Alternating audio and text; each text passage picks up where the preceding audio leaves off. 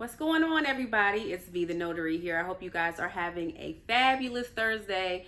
And today I want to talk to you guys about being a general notary versus the duties of a loan signing agent. So, if you don't know that, if you're new to the field of being a notary public, you just so that you guys are aware, in order to be a loan signing agent, you have to first be a notary public. Okay, so you have to go through the process of getting your notary, getting your commission in order.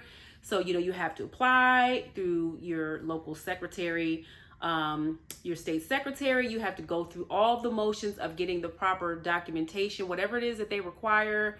Normally there isn't any specific training required for, it depends on your state, to become a general notary. But again, you have to become a notary public before you become a loan signing agent. So essentially, once you become a notary public, you can do both.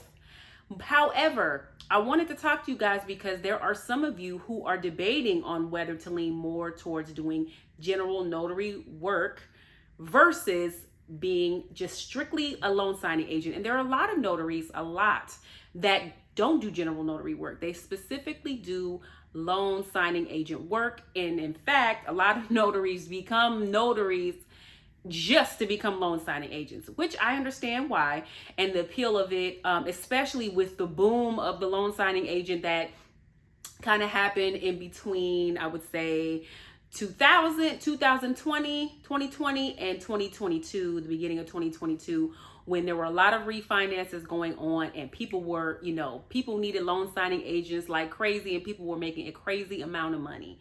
So the appeal was there. So there was a big rush. Okay, let me become a loan signing agent. So a lot of people had no desire to even do general notary work. Well, I'm here to tell you that you can do both, and you should do both. And I'm going to tell you why. So the first reason why is, obviously, when you have situations where being a loan signing agent is at a high demand because there's changes in the market, specifically in the housing market, where there are a lot of refinances, that are taking place. Maybe interest rates drop really, really low, and there are a lot more refinances. So, they're going to the need for loan signing agents is going to rise. And so, then it's really, really, it's good, right? And it's very lucrative. However, we all know with the housing market, there are ebbs and flows, interest rates change, and that in fact affects loan signing agent work, the assignments that you get, the availability of assignments. And so that is when you want to definitely utilize your general notary work. And let me also say, loan signing agent, because that's primarily what I do as it pertains to being a notary public. But notary work is much more versatile. There's so many different types of documents where you can notarize, right? There's so many fields that you can, go into doing notary work. A lot of people who are doing notary work are also jumping into doing field inspections as well. So there's just so many different avenues that you can do apostille work, which is very, very lucrative. And I'm going to do a video because I just recently kind of started on it, getting into the groove, and it's very lucrative, y'all. There's a lot of money in being an apostille, okay? But that's another video for another day, but I want to do a video focusing on that. But there are just so much more versatility as it pertains to general notary work. And let me just also say this, because a lot of people shy away from doing the general notary work because based on your state, there is a cap on what you can charge, right? And where I live, the cap that you can charge for each stamp that you put, right, is $5, which $5 sounds nuts. It's like, I'm not about to be doing nothing for $5, but hold on. Let me dig a little deeper into it. So as a reminder, that's per stamp. So let's just say if you have a package, or, you're doing some notary work, some notarizations for an attorney, and let's just say that they have, 6 documents that they need notarized. You can charge up to $5 per document. And so if they have 6 documents, 6 times 5 is 30. think it's 30. Yes, it's 30. And so that's $30 just, for putting your stamp on there. And us notaries, we know how easy it is to, to notarize a document. It takes 1 minute to actually, notarize the document, and then, whatever, based on the certificate or what the document is, you need to fill that out, which takes an extra minute or two. So it's minimal time involved in the actual notarizations. But as you know, in general notary work, you can charge travel fees, okay? Now, you can't charge to go, 15 minutes away. You can't charge $100 travel fee. Like, it have to be within reason. But, you might base your travel fees based on the miles away, or however you want to do it.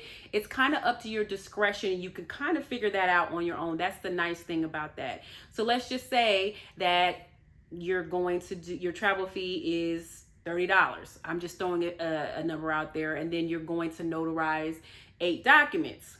Well, 5 times 8 is 40. And the $30 is $70. You could be in and out of a place within 10-15 minutes, and making $70 in 10-15 minutes is not too bad. And so you can still make money as doing general notary work. And in my opinion, I don't even think this is my opinion. I think it's pretty, I think most notaries would agree across the board that general notary work is more versatile than the loan signings, okay? However, within loan signings, there are different type of loan signings that you'll do based on the type of, loan, or if they're selling the home or whatever, it kind of varies within that, but it's kind of monotonous work. You're doing the same type of packages. As you go, you get more familiar with them, and it kind of is second nature on how to explain them. But with general notary work, you get to meet tons of different type of people. You can work in any type of field, because hospitals need notaries. I mean, there's so many people that need notaries. So that's why I say general notary work is more versatile. I feel like you can market anywhere, and there's more versatility in the marketing as well. So I know a lot of you have questions, and that people have come on my comments and saying, I'm a notary, what do you think? Should I, dibble and dabble in being a loan signing agent? And my answer is yes, you absolutely should, because it's always great to diversify your skills. You know what I mean? The more diverse and the more competitive you make yourself, you set yourself apart from other people, and people know they have a one-stop shop to where they can go and get their notary work done. It's great to know, okay, she does, general notary work, but if I ever need loan signing, she does that. He or she does that as well. So it's nice to have that on your resume and in your skill list, okay? Now, let me just say this. Being a loan signing agent does add an added level of training. So in addition to whatever training or whatever you've done for your general notary work, keep in mind you're going to have to up that level and get additional training to make sure that you're set and ready to go for your loan signing. So, but it's all an investment in yourself. And so that's the good thing about it. You're going to do additional training, which is an investment into you and into your skills.